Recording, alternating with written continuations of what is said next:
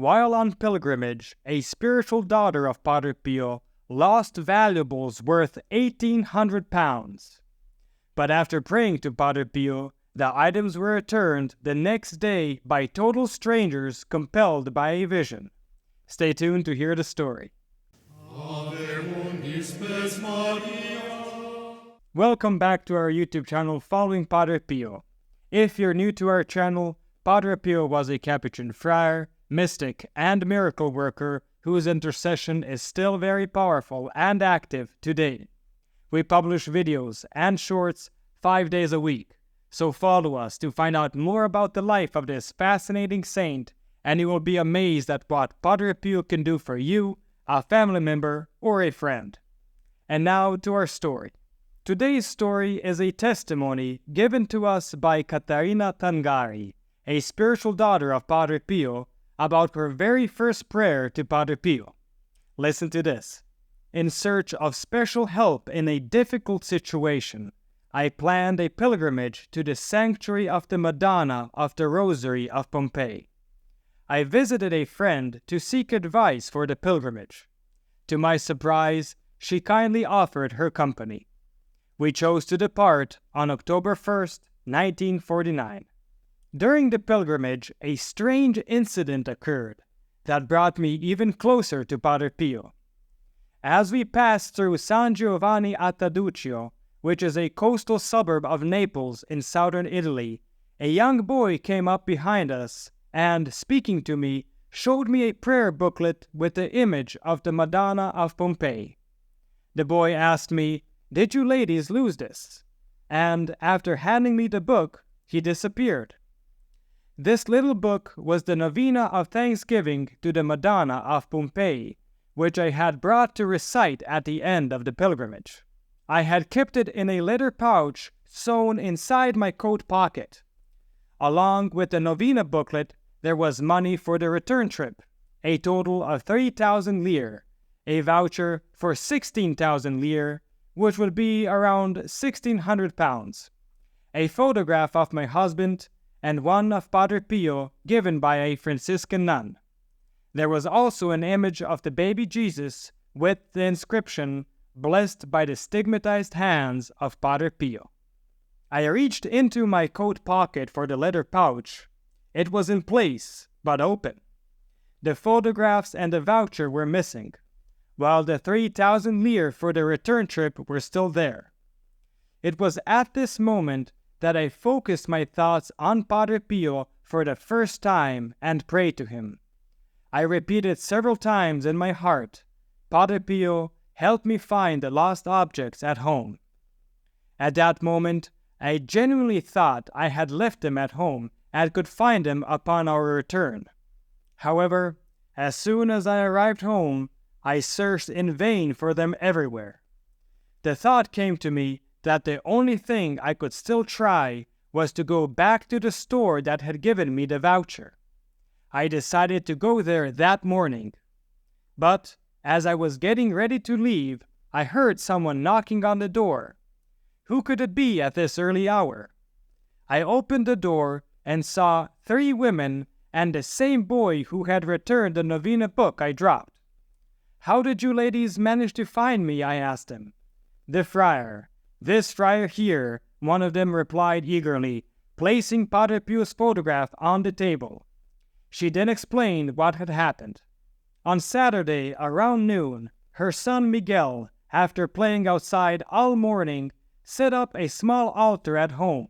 He placed the image of baby Jesus in the center and the 2 photographs on each side. Then he adorned the little altar with flowers and 2 candles. To light the candles, the boy went to his mother, who was busy cooking on the stove, and asked her for a little fire, handing her a rolled-up piece of paper. She took the paper and brought it close to the stove flame. She saw a number written on it, and thinking it was a bank check, decided to keep it. As she couldn't read or write, she went to the neighbor to ask her what it was. The neighbor told her, "They'll say you stole it. It's a commercial voucher worth 16,000 lire, or £1,800. Burn it, otherwise you could get into trouble." Back home again, and somewhat worried, she couldn't bring herself to burn the paper. It seemed like something was stopping her. Sunday passed, and Monday morning arrived, but she couldn't sleep because the friar found the photograph kept appearing in her thoughts, repeating, "Go to the house, go to the house." She wondered to herself which house she should go to, and became annoyed with the friar who wouldn't leave her in peace. Finally, around 5 in the morning, she got up once again, knocked on the neighbor's door to find out if the paper had an address. Learning that a store in Naples had issued a voucher, she decided to go there. Taking her son and 2 work colleagues, they managed to find the store despite being unfamiliar with Naples. They arrived right when the store opened and got my address. "And here we are at your house, just like the friar wanted," Miguel's mother said happily. "And here's everything that belongs to you. Is anything missing?" "No," I replied, moved. "Nothing is missing." After the women left, I could hardly believe that my lost items had been returned. The prayer that had seemed unrealistic had been completely answered. I understood then, as never before, that graces have their unique ways of reaching us. They follow the paths of God that have no obstacles in their way. I also understood that it doesn't matter what we ask for, as long as we ask for it with great simplicity. End of testimony. Nothing is impossible for God if He wills it. As we see in Katharina's testimony, despite the great unlikeliness of her belongings finding their way back to her home, they have indeed returned, and they have done so through the hands of an illiterate woman. Can you imagine that? Katharina made a simple prayer, and her prayer was answered. Padre Pio used to say, "Prayer is the key that opens God's heart," and Our Lady has never denied me a grace through the recitation of the Rosary. This is why I strongly encourage you to become a protected child of Padre Pio. Padre Pio watches over his spiritual children. His special protection and the grace of Holy Mass are profound gifts that will help you on your spiritual journey. Also, your intentions will be included in our rosaries prayed daily.